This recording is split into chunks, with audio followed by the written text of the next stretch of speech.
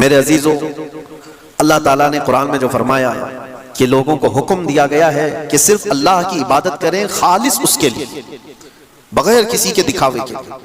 جو میری بات چل رہی تھی اس کو میں آگے بڑھاتا ہوں۔ فارمیلٹی سے نکلو، دکھاوے سے نکلو، رسم و رواج سے نکلو۔ ایک بزرگ امام غزالی رحمۃ اللہ تعالیٰ نے فرماتے ہیں 30 سال تک، توجہ دینا میری اس بات، 30 سال تک ان کی جماعت سے نماز کبھی چھوٹی نہیں۔ اتنا ہی نہیں، ایک بھی نماز جماعت سے انہوں نے ترک نہیں کیا 30 سال تک۔ صرف جماعت نہیں، تکبیر اولیٰ بھی فوت نہیں ہوئی تھی۔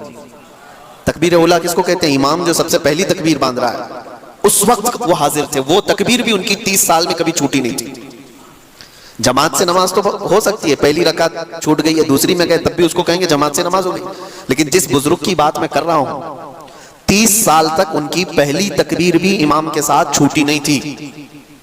لیکن ایک بار ایسا ہوا، مغرب کی نماز میں آئے تو امام صاحب رکعت باندھ لیے تھے اور ان کو پہلی صف میں جگہ نہیں ملی، تھوڑی سی تاخیر میں آئے۔ 30 سال کے بعد کی بات کر رہا ہوں، پہلی بار ایسا ہوا، رکعت نہیں چھوٹی پوری، بس پہلی تکبیر چھوٹی، امام کی قرات شروع ہو گئی تھی، ان کو تیسری صف میں جگہ ملی۔ وہ واپس چلے گئے، گھر چلے آئے، گھر میں آ کر نماز ادا کر لی۔ کیوں؟ پھر عشاء میں نہیں آئے، عشاء میں نہیں آئے یا مغرب میں جو واپس چلے گئے، تو دوسرے دن بہت بڑی خبر ہے یہ کسی کے لیے جو 30 سال کا پابند و نمازی، وہ آج کہاں گیا، یہ سب کے لیے خبر بن جاتی ہے، نیوز بن جاتی ہے۔ امام غزالی فرماتے ہیں اس زمانے میں ایک اور بڑے بزرگ تھے، ان کو خبر ملی کہ وہ تو کل مغرب میں آ کر کے واپس چلے گا اور عشاء میں آئے بھی نہیں، تو کہے کہ وہ خود چل کر کے آئے ان کے گھر پر۔ کہا کہ ہوا کیا ہے آپ کو؟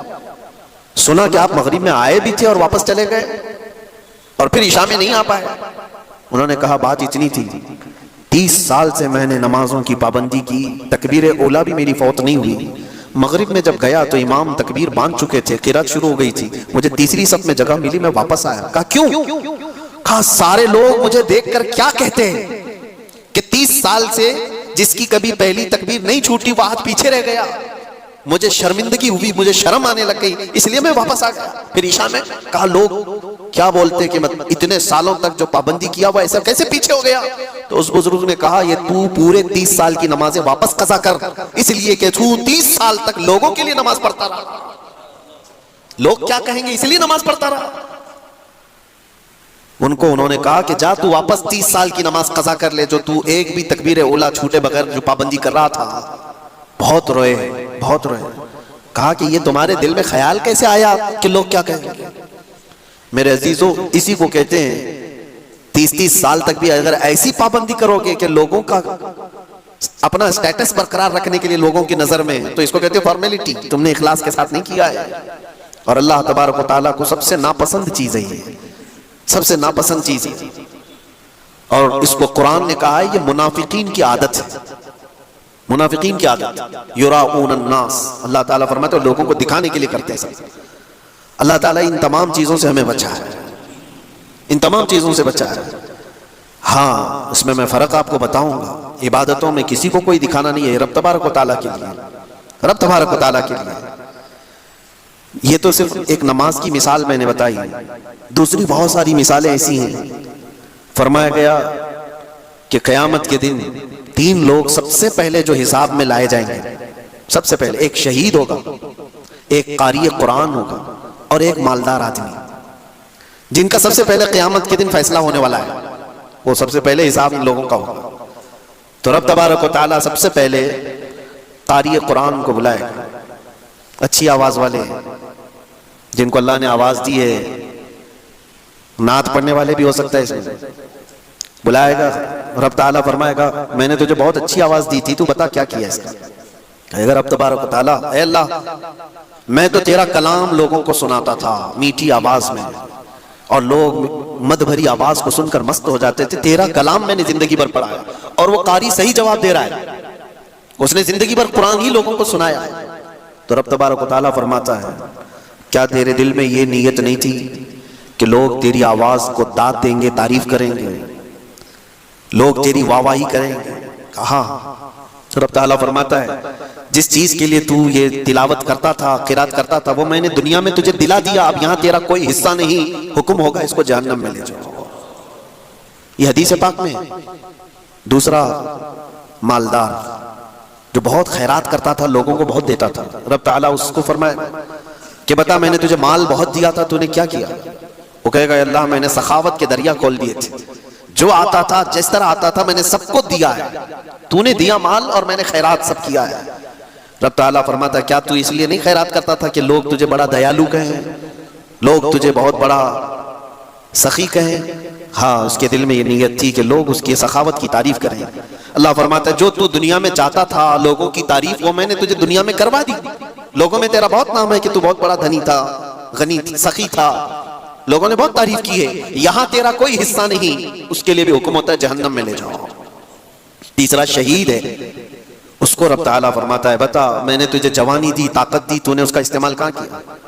وہ کہتا ہے اللہ میں نے تیری دی ہوئی طاقت اور جوانی کو جہاد میں استعمال کیا، میں جنگیں لڑی اور تیرے نام پر میں قربان ہو گیا، میں نے اپنی جان قربان کر دی۔ رب تعالیٰ فرماتا ہے کیا تو یہ نہیں سوچتا تھا کہ لوگ تجھے بڑا بہادر کہیں اس لیے لڑتا تھا، لوگ تیرے طاقت کے جوہر مان لیں اس لیے لڑتا تھا؟ تو اس کے دل میں یہ نیت تھی۔ تو رب تعالیٰ فرماتا ہے لوگوں نے تیری دنیا میں بہت تعریف کی، تیرے بہادری کی، تو جا تجھے جو کچھ بھی دنیا سے چاہیے تھا وہ میں نے دلا دیا، اب یہاں سوائے جہنم کے کچھ نہیں۔ قاری قرآن جہنم میں جا رہا ہے، سخی مالدار جہنم میں جا رہا ہے، شہید جہنم میں جا رہا ہے، کس لیے؟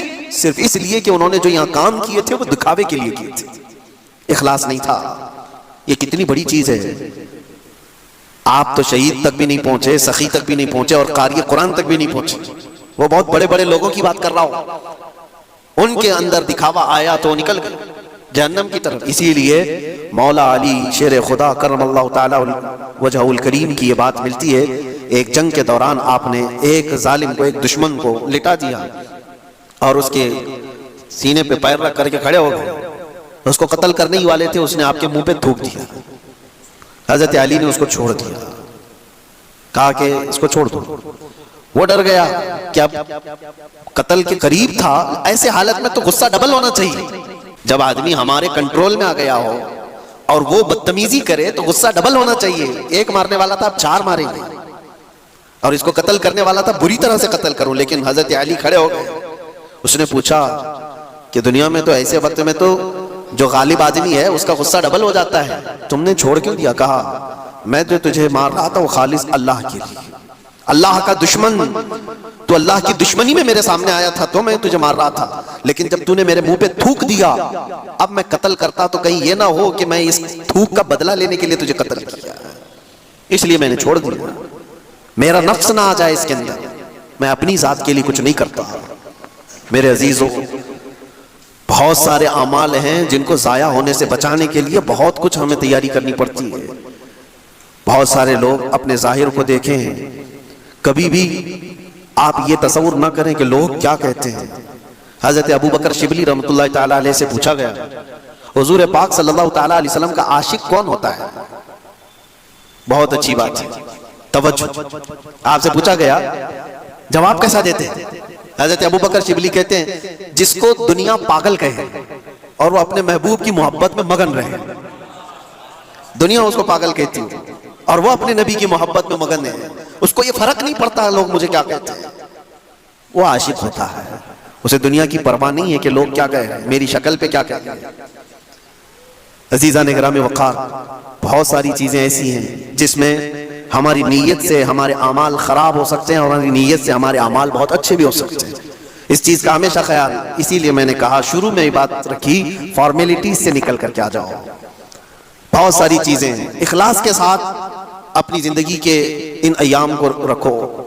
ایک بات اور میں آپ کو بتاؤں، امام اہل سنت فاضل بریلوی رحمۃ اللہ علیہ کی بات یاد آتی، رمضان المبارکہ میں اعتکاف میں تھے، مسجد میں اعتکاف میں بیٹھے ہوتے اور افطاری کے فوراً بعد آپ کو پان کھانے کی عادت تھی، اور گھر سے جو کھانا لاتا لے جاتا تھا تو وہ 10-12 سال کا ایک بچہ تھا، وہ افطاری میں کھانا تو لایا، ایک دن پان نہیں لایا، لیٹ کر دیا، تراویح ہو گئی، اور جس کو پان کھانے کی عادت ہے افطاری کے فوراً بعد، وہ ہم کو تو نہیں ہے لیکن پان والے بہتر جانتے ہیں، کہ طلب شروع ہو جاتی ہے.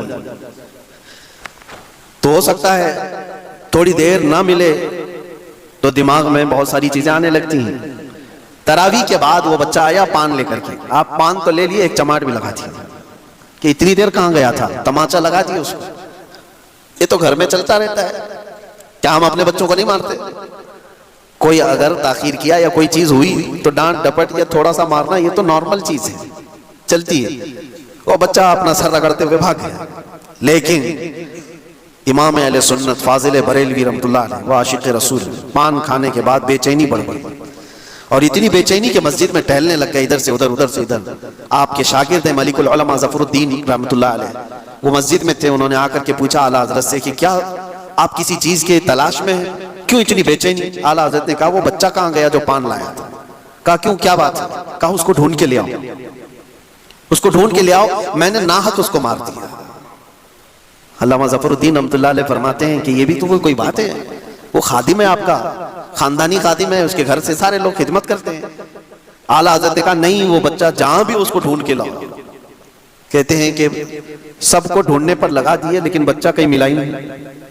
رات بھر اعلیٰ حضرت مسجد میں سوئے نہیں, اعتکاف میں ٹہلتے رہے. جو آئے پوچھے ملا وہ نہیں. سحری کا وقت ہوا تو پھر توشہ دان لے کر کے گھر سے وہ لڑکا آ گیا.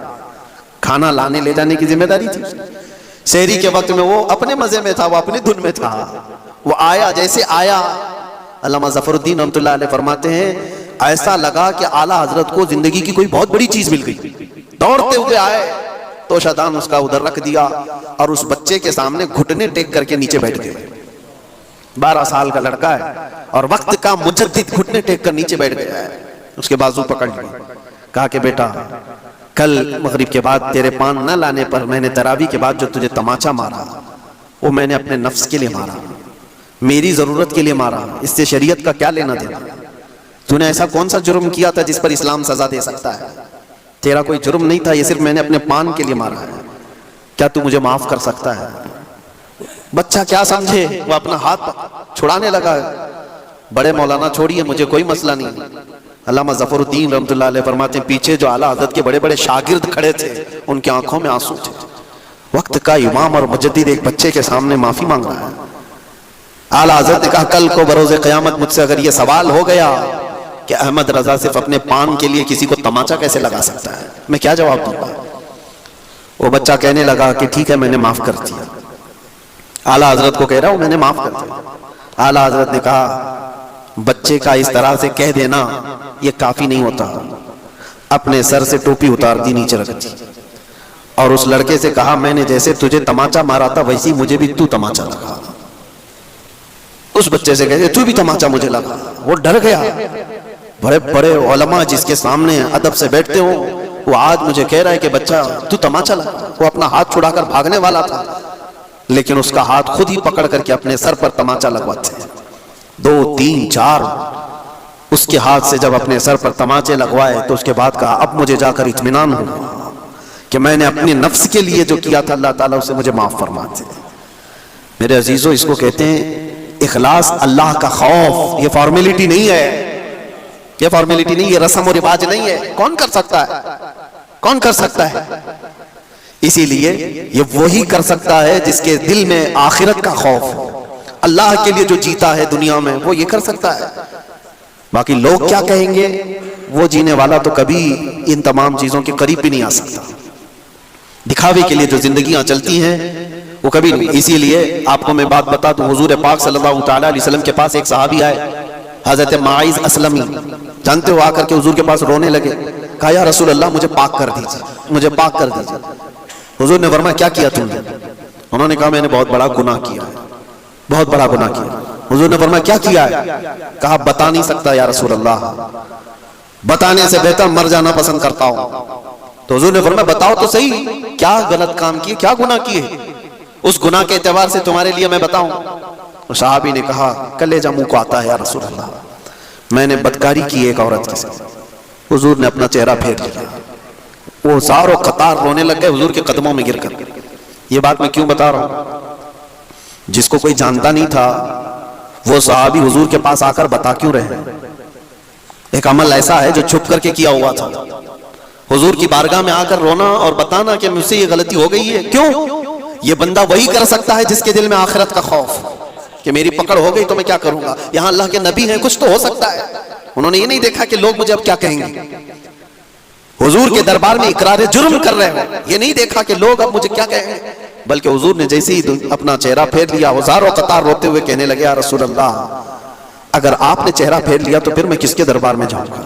میں کہاں جاؤں گا اپنا چہرہ دکھانے کے لیے؟ تجھ سے جو منہ چھپاؤں تو کروں کس کے سامنے؟ کیا کسی اور سے توقع نظر کی ہے؟ اسی کو اعلیٰ حضرت نے اپنے اشعار میں کہا تھا, یا رسول اللہ, بد ہیں تو آپ کے, بھلے ہیں تو آپ کے, ٹکڑوں پہ یہیں کے پلے ہیں, رخ کدھر کریں؟ یہیں کے ٹکڑوں سے پلے ہیں, اپنا چہرہ پھر کدھر لے جائیں؟